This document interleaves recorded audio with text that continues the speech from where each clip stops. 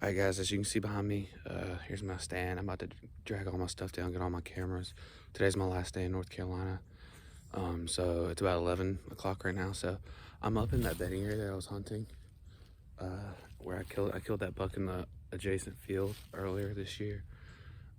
Anyway, this will be the first time I'm about to go in here and do a little postseason scouting in this bedding area, see exactly what the layout is, and yeah, just grab all my stuff and head out of here. But I did want to run back through here and see if they're using main travel routes and stuff like that, see if there's any trees to get up into, like on a super aggressive hunt. But yeah, so I'm gonna check it out and I'll just bring you along. So here we go. So we're starting off where I've had this cam. I had it over this corner. I can't wait to check it. Hopefully it's been working over this little scrape I made. There's still a nice deer print in there. It's probably relatively fresh, so just because we had a good snow the other day, so it's probably fresh. I haven't checked this one out. Okay, wow. Oh my goodness. Guys, check this out. 1, 2, 3, 4, 5, 6. Okay, I made this scrape and they have absolutely destroyed this one. This is the one that the camera should have been on. That's insane. I hope y'all can tell just how like tore up this is. I mean, there's hardly any flat dirt. It's all got prints in it. So that's really awesome. It's a lot of thick briars and this laid down grass and stuff. And then we got some trees coming up and stuff, some evergreens back there, and then it connects to some woods. And it kind of pushes that way, and there's some cow fields that way and stuff. But we're about to head down deep in here. I haven't been in here yet, so I'm super excited. So let's check it out. Old rub, not a little young rub. Wouldn't be surprised if we bump some deer. I've kind of been loud already, so, and I've heard some things running, so I probably already have. But yeah, I wouldn't be surprised if we see like 100 rubs back in here. We came up here one time. There's another old one.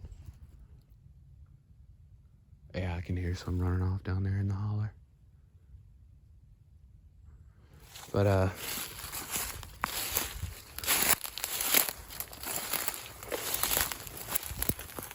so you can kind of tell there's a little trail this way, and then there's a trail going out this way. That's that field, and then they plant way off that way, probably about 600, 700 yards. There's like, they plant soybeans or corn like every year. This is like a really good spot for them to bed. Just looking through there, all that pole timber, you can see like 3 or 4 rubs. This looks like maybe some bedding right in here. It's all laid down. Bedding or trails, I guess. Nice rub right there. Looks like it was made this year. Let's keep heading down. There's a bunch of apple trees back here. A whole bunch of fruit trees back here. And there's some persimmon trees over there. So like this place is pretty gnarly. I wish, like I was saying, like I wish some of these apple trees were a little more established and you could honestly pop up in them to hunt. We've kind of come to the bottom of all this thick stuff. And it starts, like I said, there's the field. And then it slopes down into these hardwoods down here. And it's pretty open through there. And I've just come across this pretty nice trail right here. Going right up here. And I'm actually gonna take a break here, go up through here, and I'm wondering if this is where this will take me out, where I saw that nice buck on my first trip up here. And I'm willing to bet it would. There's a nice rub. Like I said, I've seen like 30 that I haven't taken pictures of. Another old rub. Woo, that briar got me.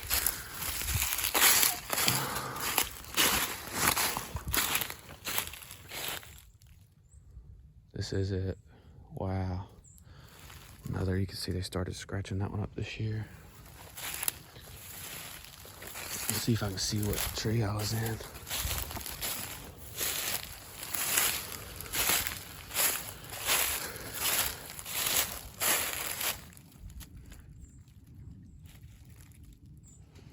Yeah, hard to tell. It looks a lot different now that it's middle of winter.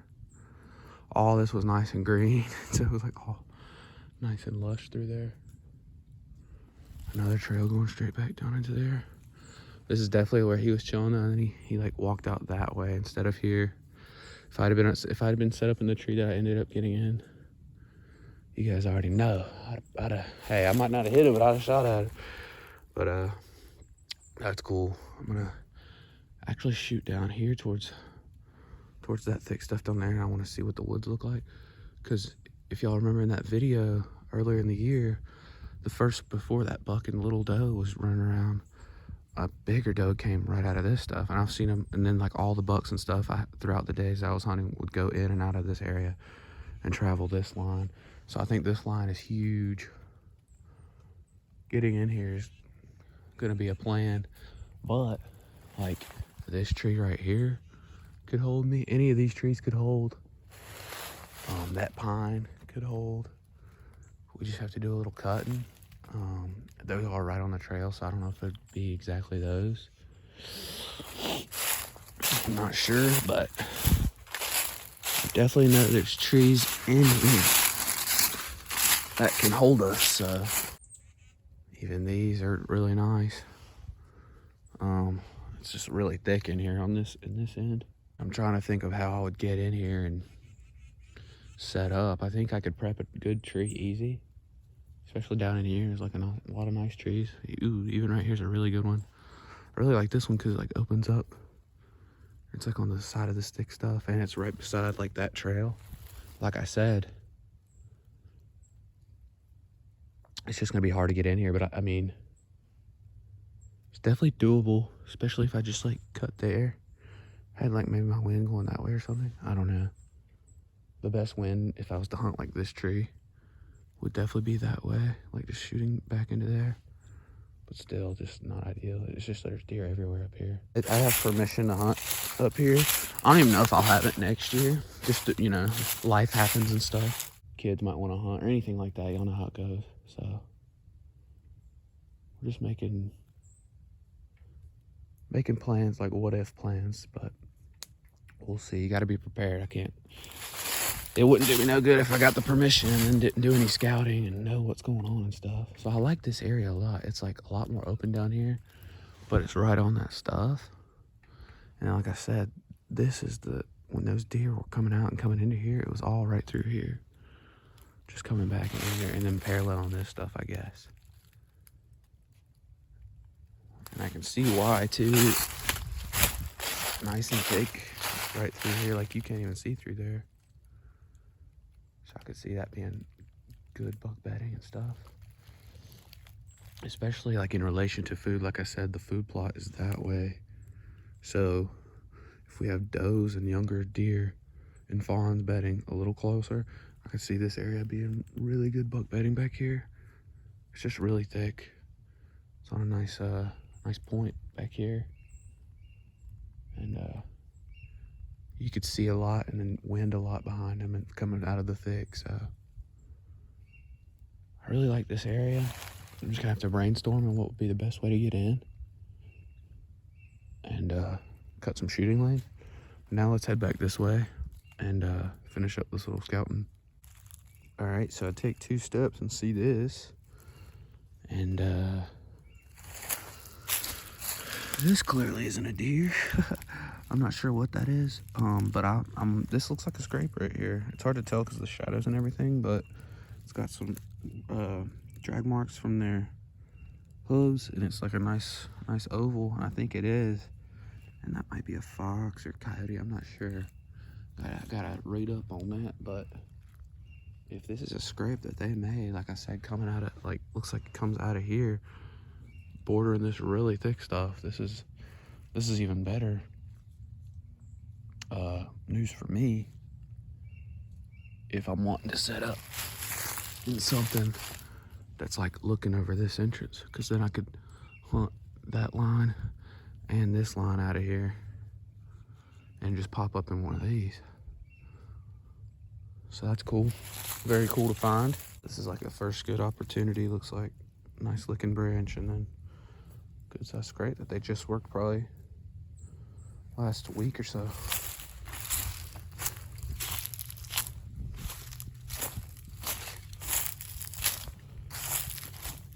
So here's like the opposite side of that down tree, like the other side of the hardwoods we was talking about. This is the closest side of this field. It gets a little less thick right in here, but like then it turns into this again. So you can see this just being a nice transition area. Still a lot of rubs and stuff. This path is really beat down. And then look, you can see that path going straight up through there. Just there's a lot of deer highways back in here. I just want to see how this connects. What? Bro, what? What in the world? We got some daggone... What? These are like intestines? Bro. And like... what is that? Wow. So this is pretty fresh. I'm gonna say... I mean, look at the guys. Look at, there's blood right.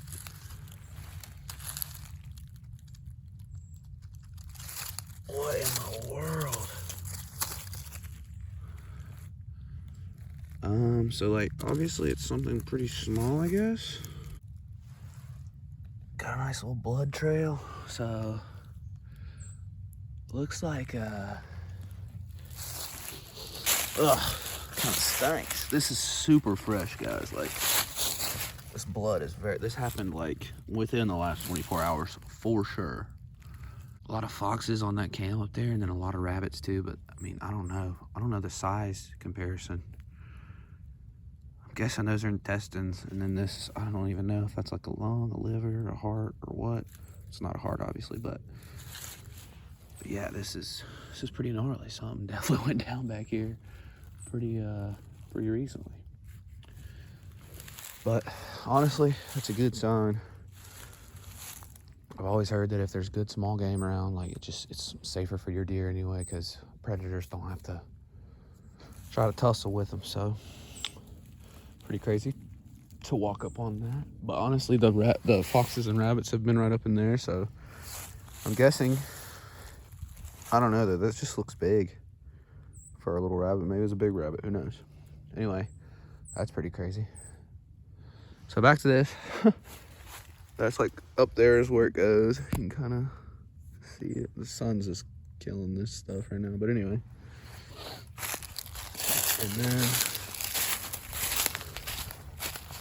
it comes out over here, gets in a little more open stuff, and then that field. So that was definitely this year, and that's a big rub, dude. Little rub right beside it. Let me see that thing. Sheesh. Oh man, they got all sides of this thing. So that rub is super gnarly. Old rubs right in there. Still trying to get over that murder I saw. It's weird that it's weird there was no fur or anything back there, just like a couple organs. And here's that rub. That's a high up rub too. Nice. Definitely worked it this year. So in conclusion, yeah, there's like nice slopes down in here where they can cross over and stuff. In conclusion, so while it is nice and like briared up stuff up there, I really think all their movement happens on this down end. This bottom end that's closer to these woods. And then connects to that field, which connects to the crops that they plant, which connects to that field over there, and then more hardwoods. So, and this place is crazy with acorns, man. Like, just acorns. So this is like the perfect spot for them to be. This is while this is a great spot, like really good spot, it's gonna be pretty daggone tough to get in here without being noticed, and to get a good shot on one. Just because it's so thick. We got our intel. all in a briar. Anyway, we got some good intel today. I learned a whole lot just being back here just now. Come up here, I think this is gonna be like a crazy rut spot. 1st of November type stuff. November 8th and stuff. Seems to be a good date for this part of North Carolina. So I'm excited. Now we got the intel. Gonna hatch a game plan, make some plans, and yeah, just get after it. There's that field. And other than this like down tree, like you can see the hardwood starts like right here and then just goes down into here. You can see them going up and down. And then we've obviously got videos of them coming out of there across the field. Corey said he's seen some go, a nice 10 go across the field. So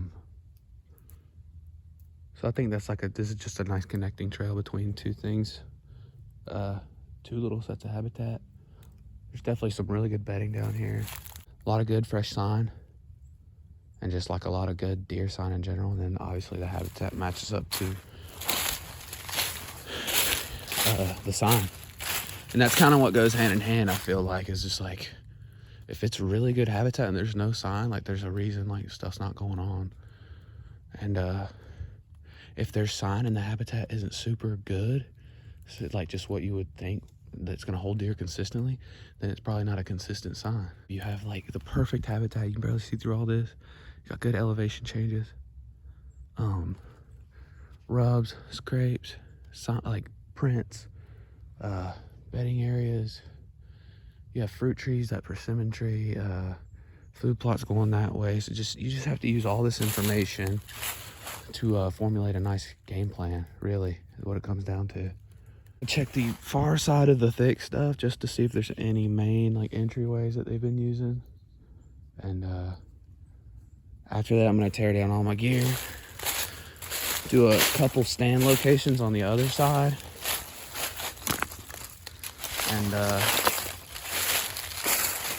nice old rub.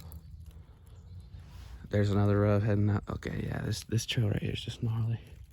I'm gonna mark some stuff on Onyx. Get out of here, and then probably head up to another nice rub. That one's this year for sure. Heading right out of here. Yeah, a lot to think about. And yep, I'm gonna mark this stuff, back out of here, and then get my affairs in order, and then I'll be heading back down to the beach. Guys, I'm just about tore down up here. And I was just gonna mention one thing, is I can't emphasize enough how much a saddle has changed my hunting game. I got one this year, and honestly, it opened my eyes to new things. Not saying you can't, obviously you can kill crazy deer with no saddle, blah blah blah, all that, but I'm just saying, like, if you've been wondering and you have a little money saved up and you want to invest in something good for hunting, I'm telling you, the saddle is the way to go. It changes the way you think about hunting, I feel like, just because so many more trees are opened up, and the maneuverability and shot structure that it allows you to have, super safe, relatively very lightweight pretty much, and it's super DIY. You can do all your own stuff. You have your own climbing gear and stuff. I might change sticks next year. These sticks were great. They're a little heavy, but I love the platform. I love the tether, the lineman rope, all that. So yeah, just a little tidbit of something. I might make a longer video just about the stuff I did this season. I probably will.